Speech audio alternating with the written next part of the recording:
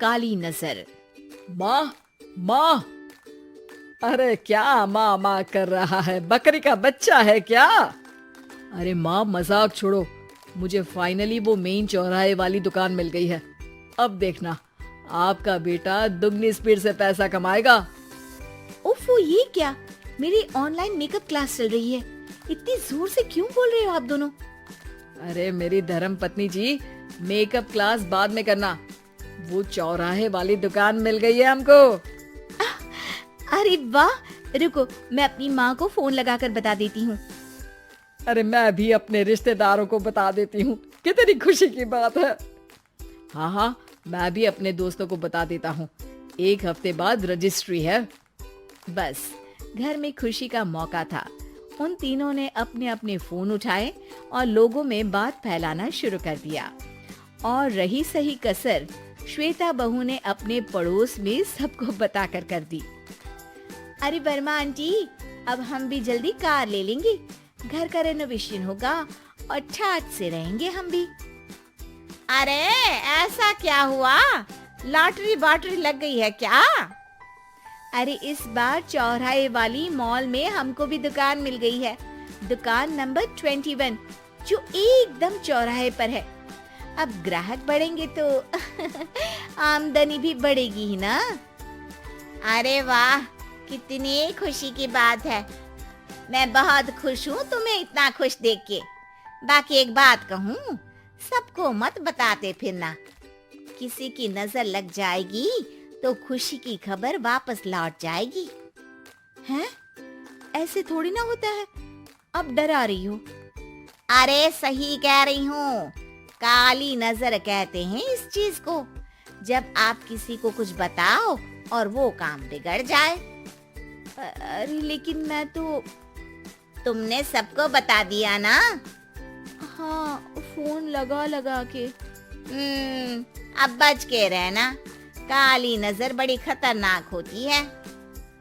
श्वेता इतनी खुश रहती है कि वो वर्मा आंटी की बात पर ध्यान ही नहीं देती, जबकि पड़ोस में और भी लोगों से खुशी की खबर शेयर करती रहती है।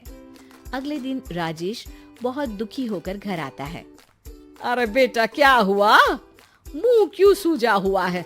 मधुमक्खी ने काट लिया क्या? माँ, वो दुकान किसी और के पास चली गई। किसी ने ज्यादा भाव लगा दिया। अरे पर बात तो आपसे हुई थी ना उस दुकान वाले की। हाँ, आज मैं टोकन अमाउंट देने गया था, तब मुझे पता चला। कोई आकर सुबह मुझसे पहले ही ज्यादा अमाउंट दे गया। काली नजर। क्या क्या कहा? वर्मा आंटी ने समझाया था कि किसी को बताना मत, वरना काली नजर लग जाएगी। अच्छा, तुम्हें उनकी बात मान लेनी चाहिए थी। उनकी बात मान लेती, लेकिन उसके पहले ही सबको बता चुके थे ना हम तीनों। अरे अगली बार से ध्यान रखेंगे। कोई भी नई चीज होगी तो किसी को नहीं बताएंगे।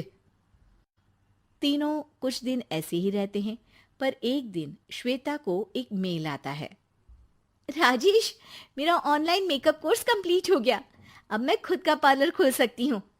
अरे वाह, अपने मोहल्ले में ही खोलते हैं। ये जो घर के सामने दुकान है ना, वहीं। हाँ, यहाँ सस्ती भी मिल जाएगी। अगले दिन श्वेता वर्मा आंटी के पास जाती है, मिठाई का डब्बा लेकर। अरे आओ आओ, कैसे आना हुआ? जोर से नहीं बोलूंगी। वो सामने वाली दुकान है ना, वहां मैं अपनी पार्लर की दुकान खोलने वाली हूँ, उसकी मिठाई है। अरे वाह, बहुत बधाई हो तुमको। हाँ, मैं कमाने लगूंगी तो राजेश पर पूरे घर का बोझ नहीं रहेगा ना आंटी जी। ये तो है, पर ये बता कि तूने ये बात किसी और को तो नहीं बताई ना? अरे नहीं नहीं, पिछली बार गलती कर दी थी। काली नजर लगी किसी की और राजेश के हाथ से वो दुकान चली गई थी। सबको मत बताना। चलो मैं चलती हूँ, कल दुकान की बात करने भी तो जाना है। अगले दिन श्वेता दुकान के लिए मालिक से बात करने जाती है। अरे लेकिन दुकान तो हम कल रात को ही किसी को दे चुके हैं। कल ही? हाँ, कल ही। 2 दिन बाद कोई यहाँ पार्लर भी खोल लेगा। अब कहीं और दुकान देख लीजिए। अरे पर हमको भी तो पार्लर ही खोलना था। हाँ भाई, एक ही दुकान है, आधी आधी तो नहीं दे सकता ना मैं। राजेश और श्वेता घर पर हताश होकर आ जाते हैं। इस बार तो किसी को बताया भी नहीं था, अब किसकी काली नजर लग सकती है। सुनो, तुमने माँ को बताया था क्या? अरे कैसी बात कर रही हो, माँ की नजर थोड़ी ना लगेगी। पक्का तुमने किसी को नहीं बताया था ना? सिर्फ वर्मा आंटी को बताया था, उन्होंने ही मुझे किसी को नहीं बताने को कहा। अरे यार, तुम भी सही हो, मेरी माँ को नहीं बताने को कह रही हो, पर वर्मा आंटी को बताना तुम्हें जरूरी लगा। अरे वर्मा आंटी ने ही तो काली नजर के बारे में बताया था ना, वो हमेशा हमारा भला ही तो चाहती है। मेरी माँ भी हमारा भला ही चाहती है। अरे पर चिल्ला क्यों रहे हो, बात नहीं कर सकते क्या आराम से? नहीं आता वो आराम से बात करना, और करना भी नहीं चाहता हूं मैं। दुकान जाने का दुख गुस्से में बदल गया था और राजेश और श्वेता में बात बंद हो गई थी। 2 दिन बाद मोहल्ले में पार्लर का इनॉग्रेशन हुआ, जिसमें मोहल्ले के सभी लोगों को बुलाया गया, पर श्वेता, राजेश और माँ नहीं जाते। माँ, अंदर आ जाओ, क्या देख रही हो? अरे नया पार्लर देख रही हूं अपने आंगन से। देखो, माँ को दूसरे का सुख देखने में कितना मजा आ रहा है, मेरा दुख नहीं दिख रहा इन्हें। यहाँ मेरा पार्लर भी तो हो सकता था। अरे चुप रहो यार, हर बात में लड़ाई क्यों ढूंढ रही हो? राजेश और श्वेता फिर बहस करने लगते थे। तभी माँ ने दोनों को बाहर बुलाया। अरे जरा देखो तो, दुकान चलाने वाले का बोर्ड पर नाम क्या लिखा है? श्रुति वर्मा। गाड़ी निकाले बेटा, हमें कहीं जाना है। काली नजर का इलाज कराने? राजेश अपनी बाइक निकालता है। तीनों ट्रिपलिंग कर रहे हैं। माँ राजेश को उस मॉल वाली दुकान पर लेकर जाती है जहां राजेश अपनी दुकान खोलने वाला था। यही दुकान लेना चाहता था ना तू? हाँ, पर इनको भी दुखी करने लेकर आई हो क्या यहाँ पर दुकान दिखाकर? वहां काफी नहीं था? अरे श्वेता, थोड़ा सब्र रख, अभी पता चलेगा कि हम यहाँ क्यों आए हैं। बता, इस दुकान चलाने वाले का नाम क्या है? अनुपम वर्मा। कुछ समझ में आया?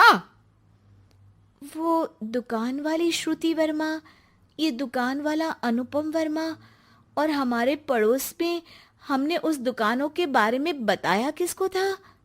अब वर्मा आंटी को। मतलब वर्मा आंटी ही हमारा काम बिगाड़ रही है? नहीं नहीं, ऐसा नहीं हो सकता, ये बस इत्तेफाक है। राजेश अपना फोन निकालता है और श्रुति वर्मा और अनुपम वर्मा के नाम फेसबुक पर सर्च करता है, जहां ये दोनों ही वर्मा आंटी के रिश्तेदार होते हैं। श्वेता को समझ में आ जाता है कि वर्मा आंटी की ही नजर काली नजर है। अब क्या करना है? कोई भी खुशी की खबर हो तो काली नजर से बचना है, यानी वर्मा आंटी से बचना है। अरे पर मुझे ये समझ में नहीं आया कि वो हमारे साथ ऐसा क्यों करेंगी। अरे बेटा, एक सीख है, दूर के आदमी को आपकी तरक्की से कम परेशानी होगी, पड़ोसी को ज्यादा।